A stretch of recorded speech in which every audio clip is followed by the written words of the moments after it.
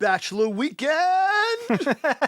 I know. We had a nice date. It was so good. Me, you, John, Matt. Just the boys. The boys just having a nice little man session together. Here's what happened. Nina took Gloria, and she left me. No, She's gone so Nina took Gloria. You're just that sentence forever. is scary enough. She took Gloria. She's like, it's too much, too many episodes of Boxmack. And they went to the West Coast because Nina's brother had a baby last month or the month before. So they've been meaning to go out there, and Gloria is really excited to see her baby cousin and stuff. So she didn't really give me the option to go or not. She I think wanted to travel light. She was like, "You're gonna be so happy if you get to have like a weekend to yourself. Maybe you'll do a shoot. Maybe you'll like get to edit something." And that's all. All of that happened, and it has been what a mind fuck to wake up on like a Sunday. Like go to church by oneself. That's also strange. I haven't done that before. And then go home and like edit for a bit, make one's own lunch. And then, I'm like, I'm feeling pretty tired. Like I'm going to take a little nap, and I'm going to wake up whenever I'm not tired anymore. And, without any kind of sense of like, oh, they need me. It's so true. Well, yeah, I have that in micro doses. Like sometimes my wife will take the kids to her parents' house for like an hour, and then I just like spring into action. Yeah. And I'm like, okay, I'm gonna like record something I want to do. I'm gonna like clean this. I'm gonna do this. I'm gonna do this. Like, I just go into like ultra productivity mode for that 60 minutes. Yeah, the unfortunate thing about parenting is that, one of the things maybe people don't really talk about is that most transactional tasks that are related to parenting are kind of like repetitive and like kind of, like obviously parenting in the long term is extremely valuable. You're raising an entire human there that you love very much. But like all of the kind of mini tasks are sort of like low value. It's like feed the kid, get rid of the food, clean up the mess, correct the thing, restock the thing. It's like it doesn't. You don't feel like you're going somewhere with your productivity. You know? Yeah. But it eats up all your time. So anyway, so we scheduled a shoot on Saturday, and we all. Yeah, I dropped off the girls at the airport. I rush home. You're there at John's house. Matt came as well. Zach couldn't make it, and we had I had been sent from Cabot yet again, Vermont Cheddar Foods, right? Whatever. So some subsidiary of Cabot. They sent us 2 giant boxes, like 6 bags of like sharp cheddar or like a pepper jack popcorn. Oh yeah. And like 12 in total Guinness Cabot Max, a brand new line that they're launching for St. Patrick's Day. And then EJ was inspired and said, well, if you're going to have a Guinness Mac, I'll bring over like some Guinness beer. He brings over a non-alcoholic beer. And yeah, I saw it at this. I didn't even know it existed. I saw it next to the regular Guinness. I'm like, oh, it'll be funny if we have Frankie try this or whatever. And so that will be a, watch for that episode of Box Mac for St. Patrick's Day, because I do in fact try some non-alcoholic beer. Ew. Not for me. Spoilers. I don't think it's for many people. We were gonna maybe shoot a few other things, and we ended up just doing like one more episode of Box Mac, and we all just threw in the fucking towel and decided. Yeah, I think we all needed a good bro hangout. You're like, do you guys want to just hang out? And EJ had already come up with the idea of like, he's like, I got this crazy notion that maybe we should go see Ant-Man and the Wasp: Quantumania. Yeah, well, I thought it could be a cute date for me and Frankie.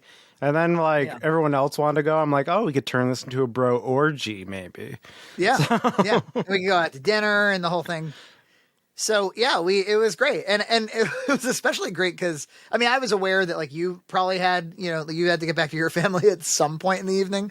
But, yeah, for me, I was like, I could sit here and just, like, chow on nachos. We had these barbecue chicken nachos that, like, blew my socks They were really good. Yeah, it had like a liquid cheese with barbecue sauce and barbecue chicken, and it really hit the spot. Yeah. I don't know why. For some reason, I associate it. Whenever, like, I don't normally get nachos as like an appetizer, and like whenever I've gone out with you, we've always gotten nachos. I I don't know. associate Well, it with nachos. well, especially when we like met 10 years ago or whatever, or Yeah. many years ago. We would go out and I'd be, oh, let's get some nachos. 'Cause I do love nachos. I'm a nacho man. I love them As too. much as, I just don't normally indulge. Like, so now, like when it's like a great excuse. Like when I'm at dinner with you, I'm like, oh fuck, we gotta get nachos. DJ's here. you know, on that note, inspired by this, this nacho feast we had, I did get some Velveeta and some Cabot cheese, and I made a new nacho cheese recipe with that.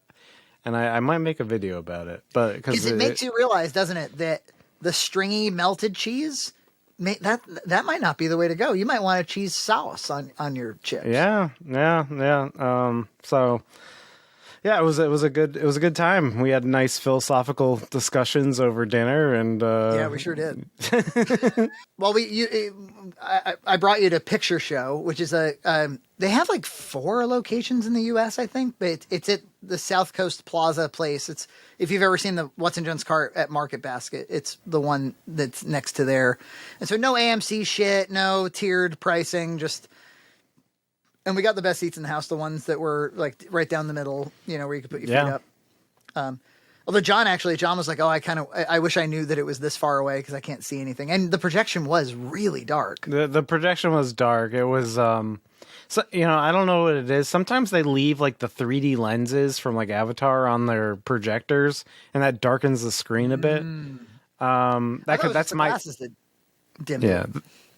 It's both. So sometimes what they do is they'll leave the lens on and it'll darken the image. That's my theory. I don't know if it's true, but it was a very really dark it was a dark projection, and I confirmed, like, because we stepped out of the theater and on like one of the screens out in the lobby they had the trailer for Ant-Man. Everything was so much brighter and vibrant, so I was like, oh, there was something wrong with that screen. Yeah, that's my first note. Actually, it's dark as fuck. So at some point in the movie, I wrote that down. Yeah, I think that was just a problem with the projection. I don't think that would be the way. So here. I'm going to reveal this. I don't know if you realize this.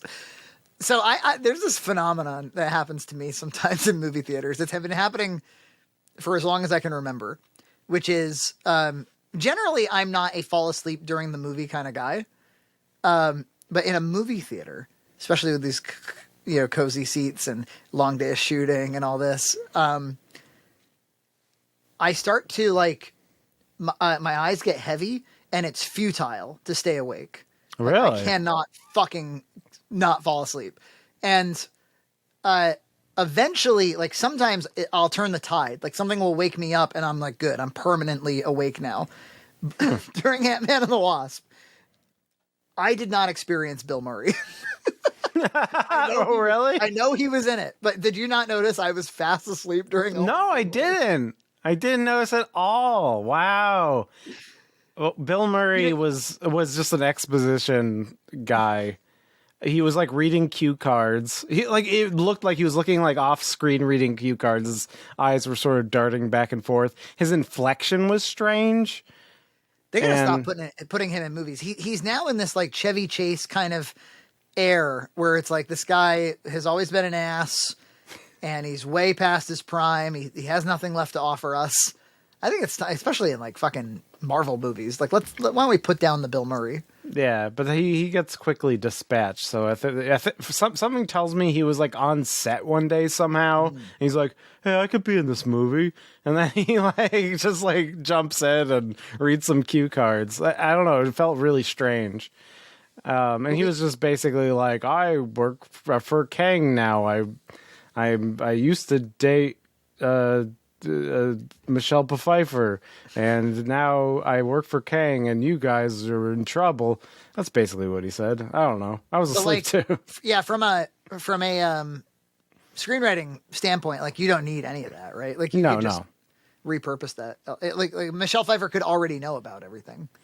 Yeah. So just like I think the first 40 minutes of that plot. Like I remember after 40 minutes or so, or 40%, I would just turn to you. I'm like, this is a nightmare. It kind of felt like, didn't it feel like they had like that first half of the movie, they felt like they had a total mess, and so they like cut it way down to the point of like it kind of in the Joss Whedon Justice League sense, where like you try your best to make it move quicker and do things faster, and like you end up with nothing. Like you just cut it to the bone.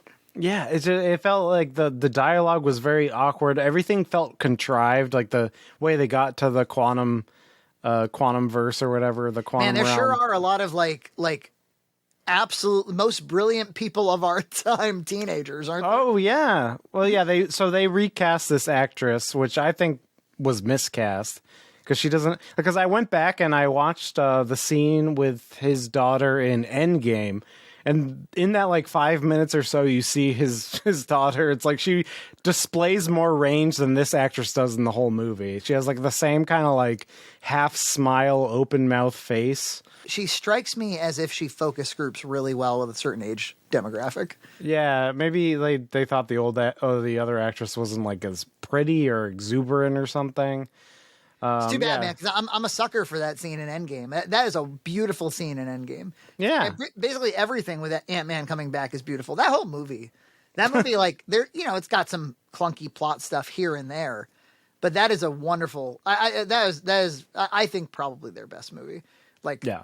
The amount of airtime that they give each character and the way that they track their motivations and balance it. I mean, it's just really, really nicely done. Yeah, I mean, both Infinity War and Endgame are like perfect. Endgame's like the best possible like Marvel action movie. Yeah. And Endgame is like the best possible like drama that they could, like it seems to work really well. Yeah, so she seems miscast. Yeah, they have her be another child genius. For at least to set up the movie. Like after that, whatever. It does feel pretty like who needs to make this make any sense whatsoever? How she can get to the quantum realm from her basement now because she read some books. Like, while everyone was like, blipped, she read his journals. It's fine. I mean, I definitely like. I'm not the kind of guy who demands that his fantasy stories be airtight, like, or that they every little thing has to make the most amount of logical sense. But like, come on, like, give me. Could Hank Pym maybe do it? I would believe that he could do it. Maybe he worked with her directly. Maybe the two of them did it. But just something beyond like, oh, cool. Looks like you got to the quantum realm. Yeah, exactly. And then Michelle Pfeiffer, she just like holds information unnecessarily for that first few 40 minutes of the movie. Or it's like you could just tell them what's going on. Like, why aren't you? There's no reason. I'll tell you what, man. She is one hot 64-year-old. Oh yeah, amazing. She had plastic surgery in the right places. I don't remember 64-year-old women looking like this when I was a kid. I don't know. Yeah, she's amazing. Yeah. Yeah. She's always. I mean, I was thinking about in that movie. Glad they had it in the quantum realm. You aged so well while you were in the quantum realm. I do kind of hate like her poncho action movie look though. Like here we are down in the micro realm. Mm-hmm. Yeah, we weren't really loving it, and then it kind of turned a corner. I can say some nice things about the movie, but I don't know about you. We walked out being like, hey, that wasn't too bad. And since then, much like Black Panther Wakanda Forever, and much like The Eternals, and much like a lot of these movies, where I walk out going like, all right, it wasn't that bad. Like days later, I find myself being like, couldn't you have tried harder? Yeah. Couldn't you, even with Ant-Man, like I felt like it was fine, but like with Scott, like you could have had a solid arc for him better, like what because it starts off the movie where he's like signing books, he's like living his life, he seems like he's done with the superhero stuff in a way, he wants to almost like retire in a way. And then his daughter's like, oh, you should be helping people because she's like an Antifa or something. like Disney Antifa. She's a Proud Boy now. Yeah, she's in Disney Antifa now. Wired down Antifa. Yes. And then but you could have done more with that. I'm saying is that like, you know, he has a responsibility as with somebody with this like skill and this power to, you know, do this and that, but they don't really deal with that very much. Because I'm not perfectly clear on what he wants. Yeah. And so like if he had expressed early on, like, no, Cassie, I did the hard thing. I'm resting on my laurels. Did you see what we did? We solved the biggest problem the universe has ever faced, which is true. And so like if you had given me something like, if he's thrust into another giant adventure, he might break. Like, or it's the last thing that he wants. And then the hero's journey could be like assuming his responsibility yet again or something, and actually go through some kind of character arc. Instead, his daughter kind of clumsily sends him to the quantum realm, and then he just kind of has to deal with it from there. Yeah, and then they kind of make it about, you know, him doing things for his daughter, like the motivation is his daughter, and that's, you know, a quick and easy way to do it. And that's well established from the previous movie, so that pretty much works. But yeah, I think it would be stronger screenwriting if it also went beyond that. And I also didn't really think that she went on, you know, because I get the impression that the daughter is going to be the new Ant-Man, and yes. I didn't really see her go on all that much of a journey. Again, yeah, she kind of ended in the same place she started. Yeah, I mean, there was like really superficial things, like she couldn't fight well, and so she learned some things from her father to how to like do her powers with the, you know, those things better. Emotional. Yeah, right. But yeah, emotional, there's not really anything. But I think part of the reason that I felt good was because I came out going like, well, that was a lot better than Multiverse of Madness. Because the thing that really, if you really want to turn me on a movie, if you really want to piss me the fuck off,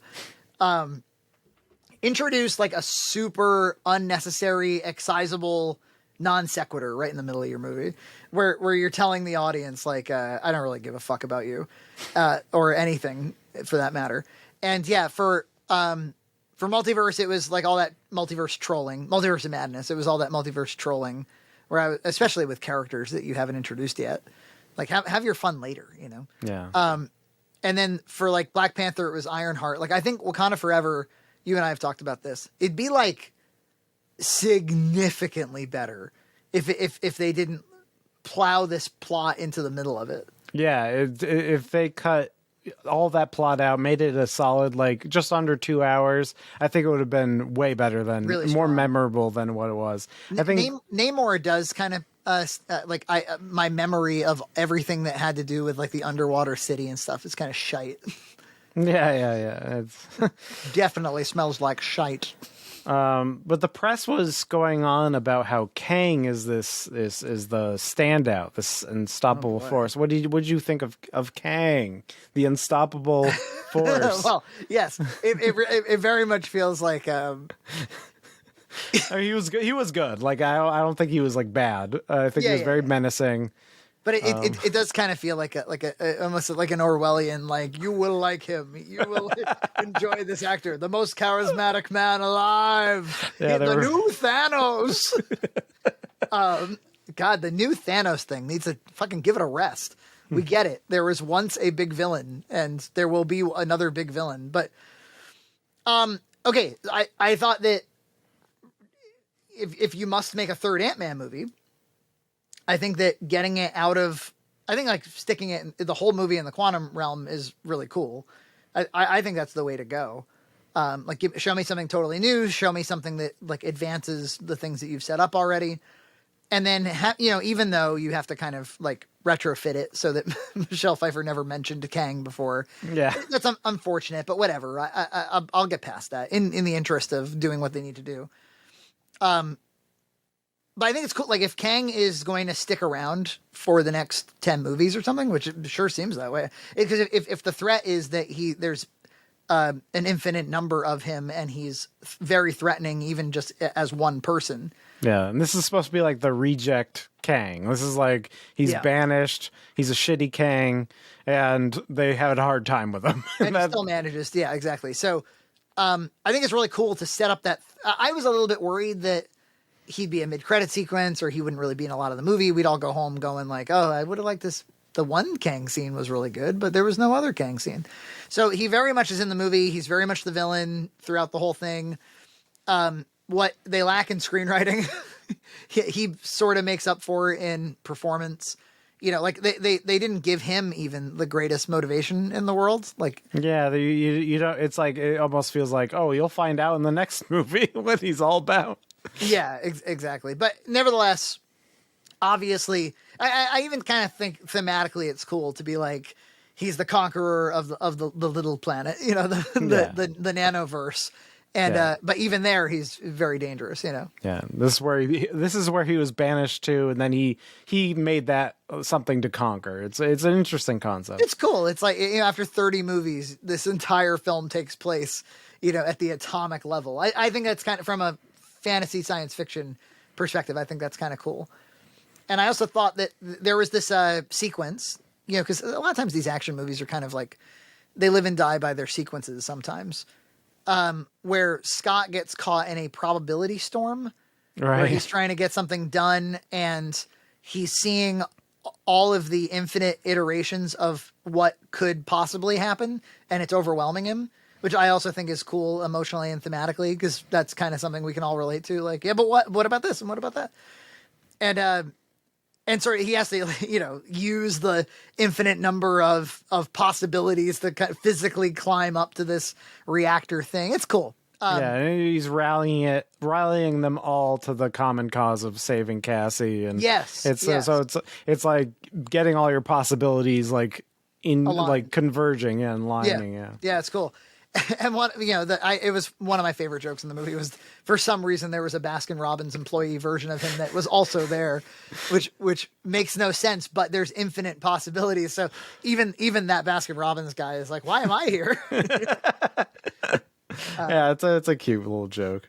I thought the humor was pretty well balanced because you kind of expect in an Ant-Man movie that there's going to be more humor. He's a funnier character than we usually have. Ant-Man's the key to all this. Kang, they certainly think, is the key to all of this. Yeah. Oh, so yeah. At least that's what Disney is feeding journalists. But the journalists are like, yum. Can I have more? Press release. Ant-Man dominates at the box office. But if I was to compare like humor to drama balances, where Thor: Love and Thunder was unbalanced, like it was just like constant quipping. And, you'd go from one moment nonsense. where somebody's like jacking off, and then the next scene would be about like a cancer child or something. I felt this was more balanced and it was more tolerable for whatever reason. Maybe it was just the performances, but and also they're both volume nightmares, as I call them. Yeah. And for some reason, Ant-Man didn't bother me as much as Thor: Love and Thunder. So it's not the volume that I have a problem with. It's the execution. There was one shot or two. I leaned over to you and I was like, "Look at that shit," and it was just like a flat. Obvious.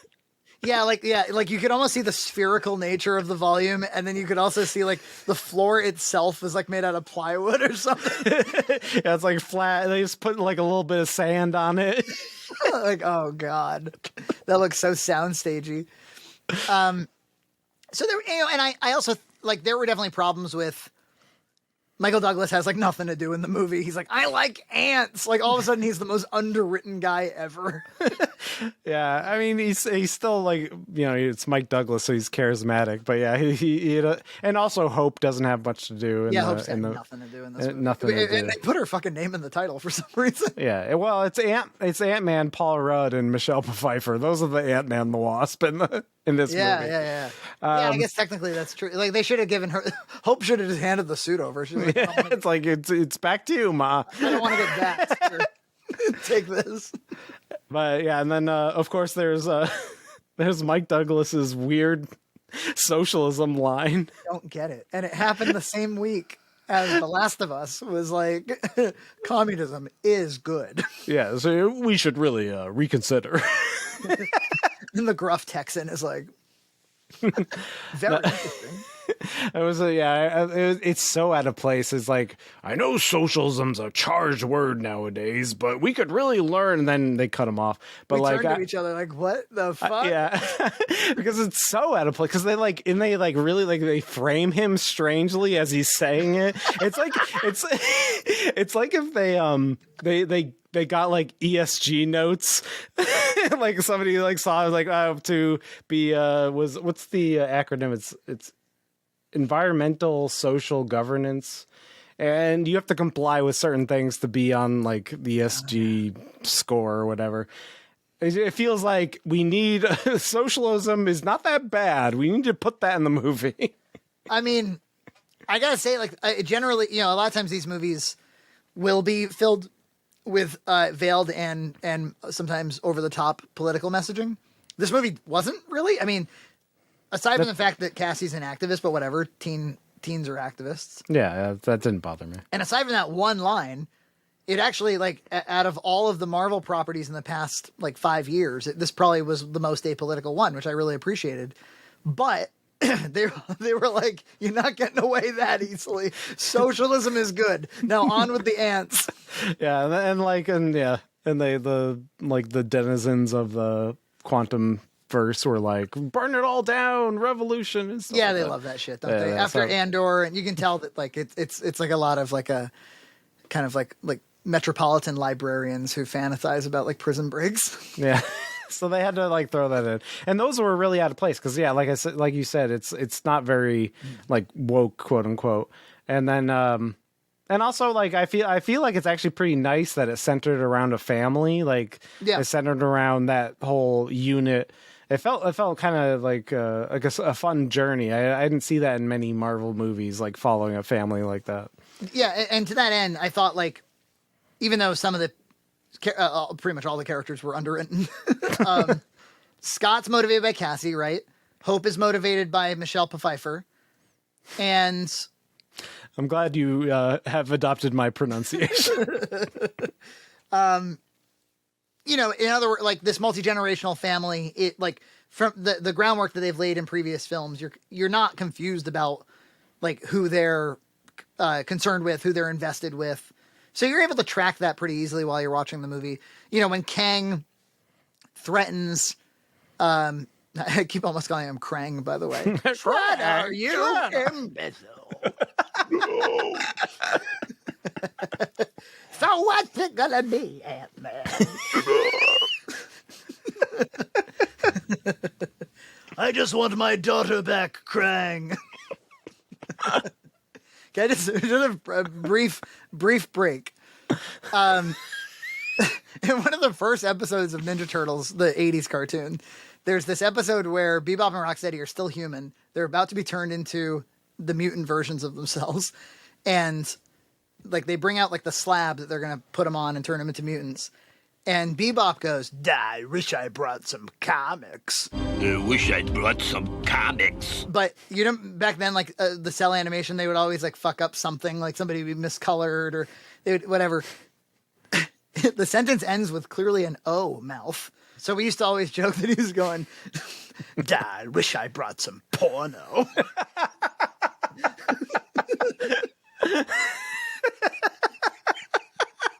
I wish I brought some porno. And porno is just a really funny word anyway. Nobody says porno. I think we got to bring that back. I wish I brought some porno. Anyway. Maybe that's what it was originally. They had to tone it down for the kids. Like change it to comics. The kids don't know what porno is. But yes, I definitely thought it was way better. I thought it was way better than Thor. I thought it was way better than Multiverse of Madness for my money. So I walked out feeling kind of happy. But I get, probably despite everything that we've said so far about the writing being really thin. So like Chris Hemsworth wasn't enough to save Thor this time, right. Even though he's really good. Paul Rudd goes a long way. Yeah, he's good. And I think I heard that originally one of the endings was that he dies at the end, and I don't think they could lose another charismatic actor. So trade him for like some like teen girl. yeah, a teen girl who can't, doesn't have many faces to express or emote. Yeah, you can't. But I think what you could do to have stakes, it seemed like that's what they were going for, is at the end, after a fist fight with Kang, which looked like a reshoot to me. It looked pretty like they were in like Halloween costumes on the volume punching each other. But because I think they might have gotten a note from like Doctor Strange or something where it's like, oh well, he can't be like take a backseat in his own movie, so we need him to like get punched by Kang. And how do they keep fucking this up? Like they find themselves in the edit and they're like, oops, forgot to make it about the actual person. And so they're like, I just have them fight again. Let's get them on the volume. They'll punch each other some more. And then, and then it looks like he's going to get stuck there with Hope. And then, I don't know, his daughter just like types a few things and they open the portal again and they can come back. I think it would have been cool if he got stuck there with Hope and then he maybe like learns something, builds his own skills up as a leader maybe, and then he can come back in a future film and then like when you need him the most. That would be kind of a cool concept too. That's obviously the way to go, because clearly the guy doesn't want to be in a million of these, right? Like he's getting to the end of his tenure as well. The first movie was in 2015. They're about to end Guardians. Everybody's saying goodbye. But wouldn't it be nice if they could say goodbye to one of these characters without killing them? But kind of dispatch them for a long, because I bet he'll come back, 5 years from now. Yeah. But wouldn't it be great, if to actually have them get trapped there and have that be, and and the audience will know, well, Scott should be okay. Also, aren't you surprised that Michael Douglas, the character, not the actor, the Hank Pym, isn't dead by now? Doesn't that feel like a second movie death to you? Oh yeah, absolutely. Well, yeah, a lot of these people feel like how are they still around? But yeah, no, that's definitely true. And because it could be cool if he got stuck in the quantum realm, and then maybe he gets like elected president somehow of these the rebellion there, and like he's Ant-Man the Conqueror or something. Yeah, or no, yeah, Ant-Man he was president. He's like, oh, that's President Ant-Man now. Or he comes out and he's like, well, not any one person is president. I know that socialism gets a bad name these days. But it's not that complicated of an idea. Lots of places have socialistic programs, including the United States. Republican demagogues would have you think otherwise. That's why I made it sure in the quantum realm that we have... Scott, are you saying that everybody in the quantum realm is given free access to healthcare and free access to the help they need if they're struggling with an addiction? That's right. We don't use money. Money? What's that? See, they missed an opportunity to do that, is what I'm saying. Yeah. You could have a half hour of a future Marvel movie just be promoting the New World Order. Ant-Man's New World Order. That's the next one. Yes. Ant-Man and the Wasp. The NWO. The NWO. But even with the way they ended it, I think there's so many tweaks you could do to make this movie better. It's because like he's going off to do his like daughter's like fake birthday or whatever, and he's like starts thinking about, oh, did I like screw up the world again? And I feel like there's other things you could have done to like, oh, now he knows that he needs to be like the canary in the coal mine and like warn people and step up. Like there's so many things you could do for his character that could have enhanced the movie. But instead he like walks down a sidewalk and like mugs at people and gives them thumbs up and stuff. They try at the very, very end, at the tip of the dick, they they said like they had him panicking about the future, like overwhelmed by like he's like anxious now in a Tony Starkish kind of way. I would definitely, if he's willing to stick around for a few more movies, because like it seems like Benedict's not willing to do that, right? Hemsworth doesn't seem like it. He says he doesn't want to do a movie unless it has a good story, which people have deciphered as he doesn't want to work with Taika again. Yeah, well, I think that, and he's actually said he's like it'd have to be something entirely different, no comedy whatsoever. So he too is like overcorrecting for the problem of Thor: Love and Thunder. Have you seen just how many of these Marvel movies have been like delayed, canceled? Oh yeah, I was talking. I'm like, oh, isn't Miss Marvel just around the corner? I'm like, oh, it's been delayed. I'm like, oh, it's been delayed. I didn't even hear about that. And so, Well, also like there was like an Agatha Harkness thing that was going to come out that's being delayed like significantly. yeah, because you really can't start off Phase 5 with like, all right, you got Ant-Man, Yeah. whatever you think of it. And then it's like you go to Ms. Marvel and then Agatha. Like, no, you can't do that. I think they've got something with Kate Bishop, the new Hawkeye. Yeah, I think so. You can do something cool with her. Yeah, you definitely can't do the old Hawkeye. No, He's he is unavailable. he's unavailable. He got a slight plow incident. The poor guy. Oh, I hope yeah. this like completely rehabilitates his public image. Yeah, he was like trying to help somebody and got ran over by his own plow. Maybe it doesn't, but he wasn't drunk. Yeah. No, it seemed like it was This is an accident.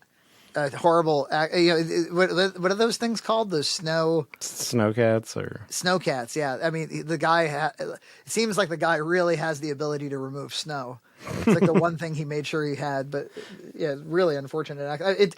What did he say? He broke like 30 bones or something. Like that's nuts. He's fucked up. So I am glad he did not die. Yeah. Just so we got to talk about one last thing with Ant-Man and the Wasp, Quantumania. And that's MODOK.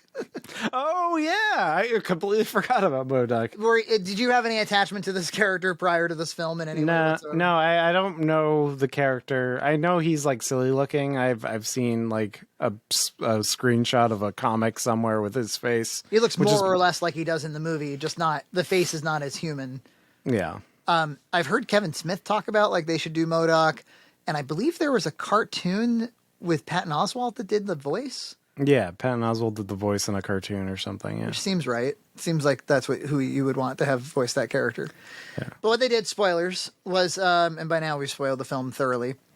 What they did was they had Darren Cross, the bad guy from Ant-Man 1, become MODOK, which makes sense to some degree because he was banished to the quantum realm. That's how he died in the first movie.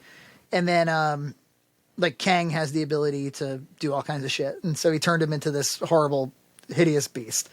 And I fully recognize, like, they made him look really goofy. Like, his face is kind of stretched out and stuff. Like, he looks like... Yeah, I think they had a really good time making him look really stupid. I think they leaned right into it. And I know that that people are really pissed about it. Like, I keep hearing that people, like, I don't know, MODOK diehards or something. I don't read comics as much as I've been, watching all these comic movies. I don't have any attachment to any of these characters from that level. So I can kind of understand if you're a purist, you don't like it. But I think as far as like a character in the movie, I think it worked really well to give connective tissue to the first movie.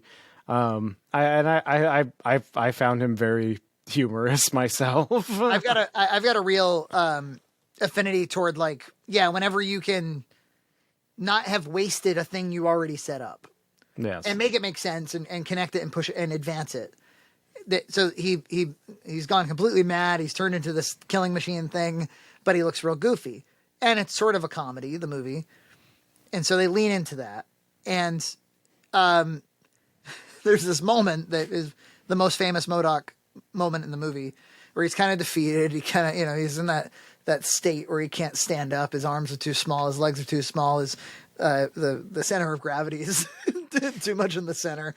And he looks kind of sad and pathetic. And he goes, and Cassie runs up and says, "Darren, just stop it." And he goes, "Stop what?" She says, "Stop being such a dick." And you don't know what he's going to say. And he goes, "I can't. Look at me. I'm such a dick." And, we like burst out in the theater. Cause it did a lot for me. This idea that you would be such a dickhead that you would be so unkind, that you would be so power mad, that somehow you manifest into this hideous, useless little creature. Yeah, And, no, it worked for me, and yeah. Look at me, I'm such a dick. And then after he like defeats Kang the first time, and then he's like dying. Oh, what did he say? Oh yeah, he said something else that was funny. yeah. On his deathbed, it was like becomes very like sentimental and stuff. Oh yeah, he's like, oh, it's like I finally die an Avenger. Oh, that was really really funny. Yeah, he was like, And then it's like Ant-Man's just like doesn't want to admit it, but he's just like nodding. and he goes, yeah, "You're in, man." You're in. Like Ant-Man even has the authority to like christen Avengers, and That's good. That's and good. he's just looking up at him with that. Oh, and he like he had this like this cough that was pathetic. Yeah. Yeah, I thought it was funny. Yeah, But that's good. I guess I understand. It'd be like if let's say you were like a huge Wolverine fan, right? And you're like, yeah, they're gonna like put Wolverine in a movie, and then they relegate him to just this fucking joke. And then they remove him in the same movie. You'd be pissed, So Yeah, I yeah. get it. I get it, but as somebody who doesn't understand any of this, it worked for me. I think overall the movie did work for me. Yeah. I'm trying to figure out why. Well, it was pretty. So it was pretty self-contained while also connecting to the previous films. I don't know. Yeah, I think that's it, because it had the feeling of rewarding you for just keeping up with this shit, like it had the Yellow Jacket character coming back, it had all the family members coming back, it had the spoilers, the end credit sequence has a Loki scene reference. So it felt like a little more rewarding for keeping up with all this horse shit. That is rewarding in a way. Like, honestly, it's starting to be all I want. It's just because there's nothing more frustrating than going into like, a multiverse movie. They're definitely gonna connect things in, right? And it's gonna, because I watched a lot of Falcon and the Winter Soldier, and I suffered through a lot of useless Loki. I learned all about Loki's clone girlfriend. I'd like for it to mean something, and and I watched all of She-Hulk. Goddamn you! Yeah, just so I could keep up. I think that's what Phase 4 was missing in general, was all that connective tissue to help you feel like you're going along for this journey. Because that's the magic of Marvel. You have to have more of that connective tissue to. And there's no excuse. I mean, you're 30 movies deep now. Yeah, you can't tell me, we're building up to this. Like, no, just add stuff to make it more connected. That's what you do. Yeah, you continue to accumulate, right? Like, but be cumulative. Yeah. Yeah, it felt a little more like one-off for every single Phase 4 thing. But I agree. We were talking about like how you would score it, and I've been learning about customer service satisfaction surveys lately, and they have this like scale of 1 to 10. And you think like, if I rate it like a 6 or a 7, that's not too bad, right? But how they actually, the metric that they actually use to be like, is your customer service any good, is because so many people rate like 9 and 10, and anything lower than that, they're kind of like sending you a little message. Is 9 and 10 is like they're a promoter of your service, like they think like you're a great company and I'd recommend you. 7 and 8 are passive, like I could take you or leave you. And anything below a 7 is a detractor, somebody who actually would kind of like actively discourage somebody. And so we were talking on Discord, and like there were people that definitely were like detractors, but they were like on this side of the line, and you and I were kind of like on the passive side of the line. Yeah, we're kind of like, I could take it or leave it, but it wasn't too bad. Yeah, but I don't know. It definitely. I think if you could have just punched up that ending a bit more, make that ending. Suddenly like going back to Scott, like the footage from the beginning of the movie, which also wasn't well developed, like the bookends of the thing felt really crap. Yeah, you could have punched it up, and I don't think it's that hard. I think it would have been just either, he gets stranded in the quantum realm, and it's kind of a bittersweet ending, or you do something else at that end there. I feel like it wouldn't be hard to make it even just a little more effective. Yeah. One of those expensive reshoots of theirs. Subscribe to Red Cow Entertainment on Patreon for full episodes every other week.